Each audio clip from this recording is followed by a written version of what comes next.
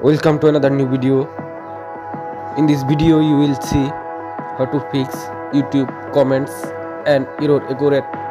Please follow complete the process.